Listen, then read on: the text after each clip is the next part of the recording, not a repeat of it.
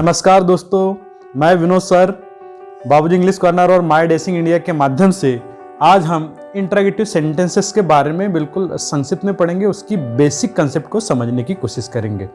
अगर आपको ये इंट्रोगेटिव सेंटेंस के बेसिक कंसेप्ट अगर आप क्लियर हो जाएंगे तो नो डाउट जिसके एडवांस कंसेप्ट है तो और इसकी जो एडवांस स्टडी है वो बहुत अच्छे से समझ में आ जाएंगे। इसलिए इसके बेसिक कंसेप्ट समझना है तो इसके लिए आपको 3 चीज़ें याद रखना है। पहली चीज़, जब भी इंट्रोगेटिव सेंटेंस फ्रेम होंगे वह इंट्रोगेटिव साइन होगा। अगर आपने इंट्रोगेटिव साइन नहीं रखा तो फिर क्या हो सकता है कि वो आपका सेंटेंस इंट्रोगेटिव नहीं कहलाएगा। तो इंट्रोगेटिव साइन होना बहुत जरूरी है।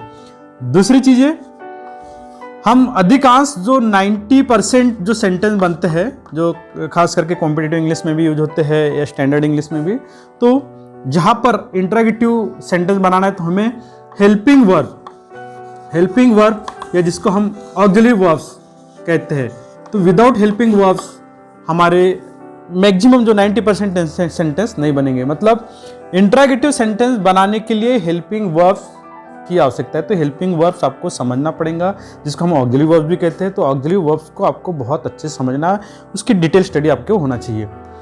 और थर्ड, जब आप इंट्रोगेटिव मतलब प्रश्न पूछते हो, मतलब प्रश्नवाचक जो होते हैं, तो उसमें आपका जो कंसेप्ट होना चाहिए प्रश्न के रूप में होना चाहिए। मतलब वहाँ पे आपका कमांड नहीं होगा, आपके जनरल स्टेटमेंट नहीं होंगे, ठीक है।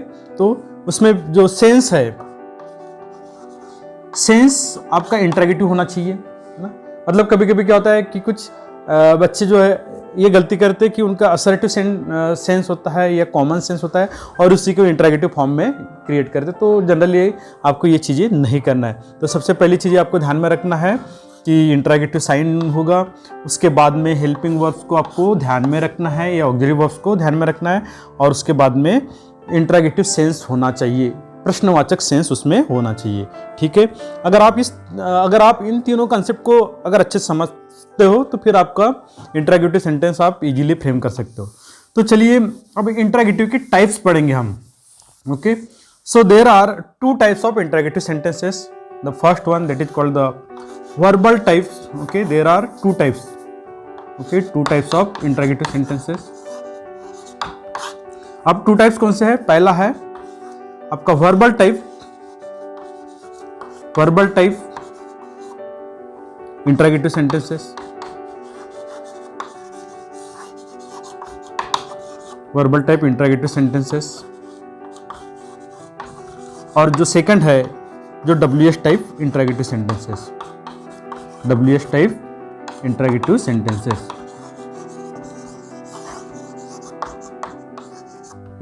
सेंटेंसेस, ठीक है। इस वर्बल टाइप इंट्रोगेटिव सेंटेंसेस को हम यस नो भी कहते हैं, ध्यान में रखिए, यस नो, ठीक है। ये ग्रामेटिकल फॉर्म नहीं है, लेकिन जनरल वे में जब हम कॉमन लैंग्वेज में बात करते हैं तो उसको यस नो इंट्रोगेटिव सेंटेंसेस भी कह सकते हैं, ठीक है। तो वर्बल टाइप इंट्रोगेटिव सेंटेंसेस और WH टाइप इंट्रोगेटिव सेंटेंसेस। चलिए अब वर्बल टाइप इंट्रोगेटिव सेंटेंसेस के टाइप्स देखते हैं, ठीक है।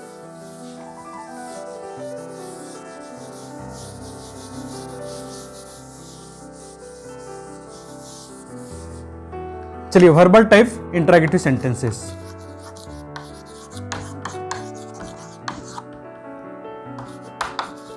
Verbal type interrogative sentences.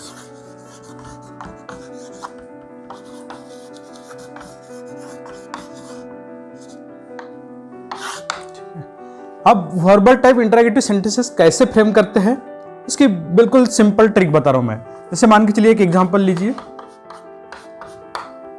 When I will say I am a teacher,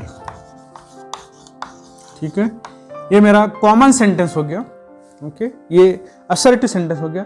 अब इसको मुझे वर्बल टाइप में फ्रेम करना है, तो जो ये ऑक्सिलरी वर्ब्स है, जैसे कि अभी मैंने बताया था कि विदाउट ऑक्सिलरी वर्ब्स हम generally verbal type interrogative sentence नहीं होंगे। मतलब जितने भी वर्बल टाइप इंट्रोगेटिव सेंटेंस होंगे उसमें auxiliary verb is must, auxiliary verb होंगे ही, ठीक है। तो यहाँ पे जो एम, इसको आप इन द बिगिनिंग ले लीजिए, फिर एम आई अ टीचर,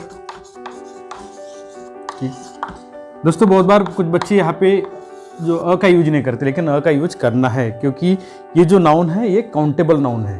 ठीक है, काउंटेबल नाउन है, और जब भी आप काउंटेबल नाउन का यूज करते हैं तो यहाँ पे अ और एन इस आर्टिकल का यूज करना है।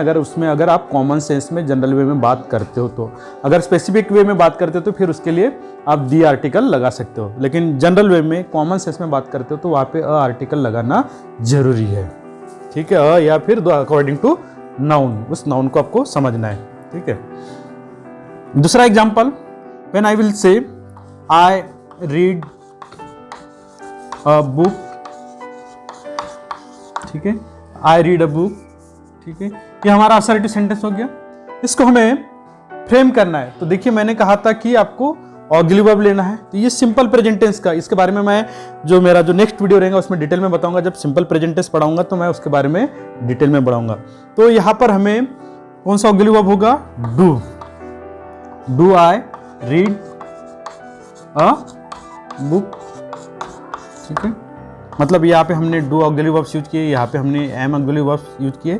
तो अकॉर्डिंग टू सेंटेंसेस आपको ऑग्ज़िलरी वर्ब्स समझना जरूरी है। अगर आप ऑग्ज़िलरी वर्ब्स को समझ नहीं सकते, या फिर ऑग्ज़िलरी वर्ब्स आपको ध्यान में नहीं है, या उसके बारे में अगर आपको कन्फ्यूजन है, तो आप वर्बल टाइप इंटरैक्टिव सेंटेंसेस में फ्रेम करने में गलती कर सकते हो। तो सबसे पहली आपकी नैतिक जिम्मेदारी ये है कि सबसे पहले हेल्पिंग वर्ब्स, ऑग्ज़िलरी वर्ब्स है, इनको बहुत अच्छे से समझना है। ठीक है, इसके बारे में अलग से जो एक पीडीएफ के रूप में जो जितने भी ऑग्ज़िलरी वर्ब्स है उसकी जो लिस्ट है, हमारे डायरेक्टर साहब उसको प्रिपेयर करके लिंक में डाल देंगे। ठीक है, उसके बाद में इस वर्बल टाइप आपने अभी देखा कि वर्बल टाइप इंटरैक्टिव सेंटेंसेस कैसे फ्रेम करते हैं। मुझे लगता है इन दो एग्जाम्पल से आपको इसका बेसिक कंसेप्ट क्लियर हुआ होगा। अब इसके टू टाइप्स होते हैं, क्योंकि इसमें भी पॉजिटिव मतलब verbal type okay, positive interactive sentences, मैं शॉर्ट में लिख देता हूँ इंटरैक्टिव सेंटेंसेस। ठीक है, जैसे for example when I will say does he go to school. ठीक है, does he go to school, तो ये हमारा verbal type positive interactive sentence हो गया, या इसको हम verbal type affirmative interactive sentence भी कह सकते हैं। दूसरा example, is he going to school. ठीक है, is he going to school, ये भी हमारा verbal type positive interactive sentence हो गया। ये जस्ट मैं दो एग्जांपल आपको इसका बेसिक कंसेप्ट समझने के लिए बता रहा हूं मैं, इसके तो बहुत डिटेल स्टडी है। चलिए हम इसके वर्बल टाइप में निगेटिव सेंटेंसेस देखते हैं। अब वर्बल टाइप में यहां पे हमको निगेटिव सेंटेंसेस कैसे होंगे? ठीक है, negative sentences, verbal type interactive में निगेटिव सेंटेंसेस आपको देखना है। तो when I will say do you not come here every day.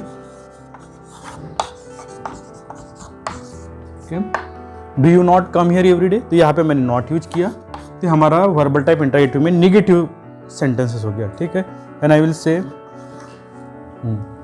Will say is he not coming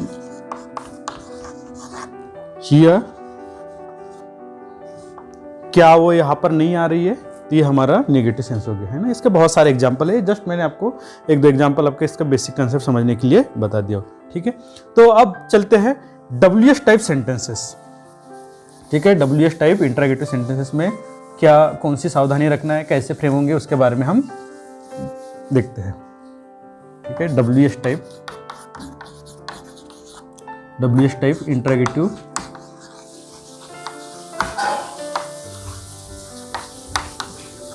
interactive sentences.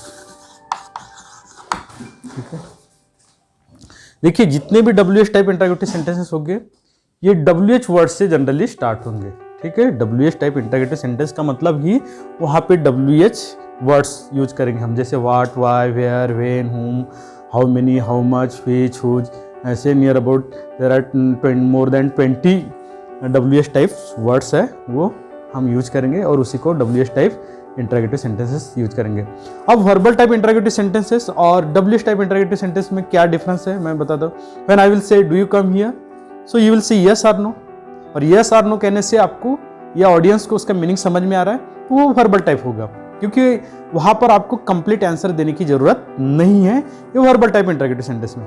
लेकिन WH टाइप इंटरोगेटिव सेंटेंस में क्या होता कि जैसे मैं कहूंगा कि व्हाट डू यू डू, आप क्या करते हो, you will not say simply yes और no, you have to give some answer. You will say I read this book, okay, I go there, whatever में भी, मतलब आपको कुछ ना कुछ तो भी आंसर देना पड़ेगा। मतलब WH टाइप सेंटेंसेस में आपको कुछ ना कुछ आंसर देना ही पड़ेगा, सिंपली यस और नो से नहीं चलेगा। That is the main identification of WH type interrogative sentences.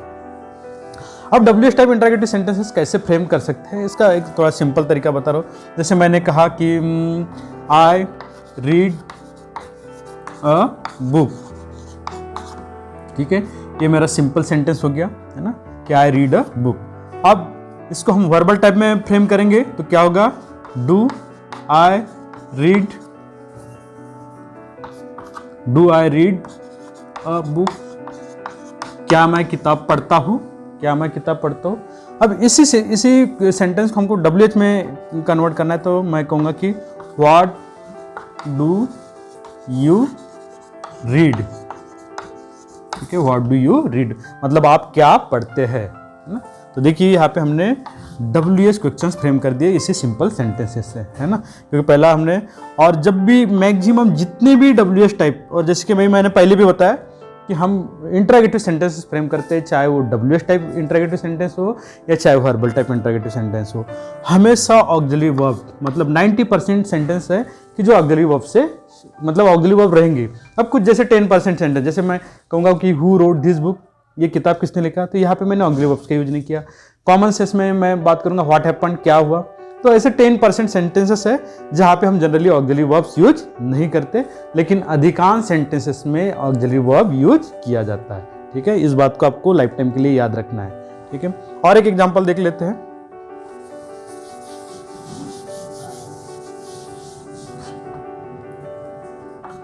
I am going there, मैं वहां जा रहा हूं, ठीक है। इसका हिंदी में मतलब होता है मैं वहां जा रहा हूं, ठीक है। अब इसको वर्बल टाइप में हम कन्वर्ट करेंगे तो फिर क्या होगा, एम आई गोइंग देयर, क्या मैं वहां जा रहा हूं, है ना। हिंदी में इसका क्या मतलब होगा, क्या मैं वहां जा रहा हूं, ठीक है। इसको फिर हम WH टाइप में कन्वर्ट करेंगे तो फिर क्या होगा, वेयर एम आई गोइंग, ठीक है। देखिए यहाँ पे जैसे व्हाट, व्हाई, वेयर, व्हेन, हुम, ये आप उसके अकॉर्डिंग जो सेंटेंस का जो सेंस है उसके अकॉर्डिंग आप यूज कर सकते हो, ठीक है। तो ये मैंने एकदम बिल्कुल सिंपल ट्रिक और एकदम शॉर्ट में, वेरी शॉर्ट में WH टाइप्स इंटरोगेटिव सेंटेंसेस क्या होते हैं इसके बारे में मैंने समझाया हूँ। मैंने आज के इस वीडियो लेक्चर में सिर्फ और सिर्फ ओनली फॉर स्पोकन इंग्लिश के हिसाब से मैंने इंटरोगेटिव सेंटेंसेस क्या होते हैं इसके बारे में मैंने स्टडी बताया। डिटेल में आपको पढ़ने के लिए जितने भी इंटरोगेटिव सेंटेंस उसकी डिटेल स्टडी करने के लिए आप बाबूजी इंग्लिश कॉर्नर को विजिट कीजिए, जहाँ पर मैंने 2000 structure for spoken and written English की सीरीज मैंने पब्लिश किया। उस सीरीज को देखिए तो आपको सारे कंसेप्ट क्लियर हो जाएंगे। अगर आपको किसी भी तरह का कोई डाउट्स है तो ज़रूर आप कमेंट बॉक्स में लिखिए, आपके हर सवाल का जवाब मैं विदिन 10 डेज वीडियो पब्लिश होने के 10 दिन के भीतर में मैं पर्सनली आपका उसका आंसर दूंगा। Thanks for watching this video. Thank you so much. Thanks for watching this video. Thank you.